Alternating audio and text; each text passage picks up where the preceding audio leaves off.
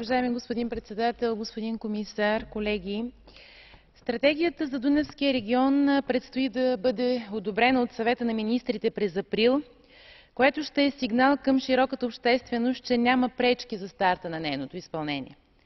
На практика обаче пред държавите членки и не членки от региона стоят множество предизвикателства, свързани с реалното изпълнение и координиране не само по приоритетите, но и по механизмите за финансиране, за възлагането, отчитането и контрола на изпълнението. Това се отнася особено за големи трансгранични инфраструктурни проекти.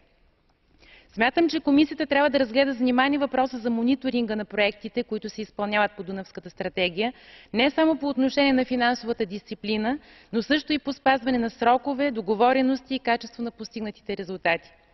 Трябва да бъдат установени ясни отговорности относно това кой, как и кога наблюдава изпълнението на ангажиментите, респективно как се докладва за проблеми, техния анализ за решаване.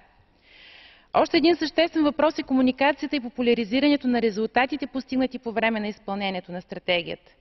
Прозрачността и достъпа до информация за хода на проектите е от изключителна важност, както за обективното протичане на административните процеси вътре между координаторите и изпълнителите на проекти, така и за гражданите на Европейския съюз.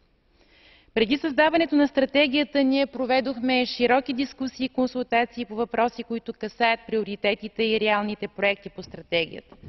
Това повиши заинтересоваността на европейските граждани. Как те ще се информират за напредъка на стратегията или липсата на такъв? Какъв ще е механизмът за обществен контрол? Това е въпрос, който очаква отговор и на европейско ниво. Ето защо считам, че дебатите и информационните кампании трябва да бъдат продължени, за да може да се поддържа обществената ангажираност към този амбициозен европейски проект, който всички бихме искали да видим осъществен. Благодаря за вниманието.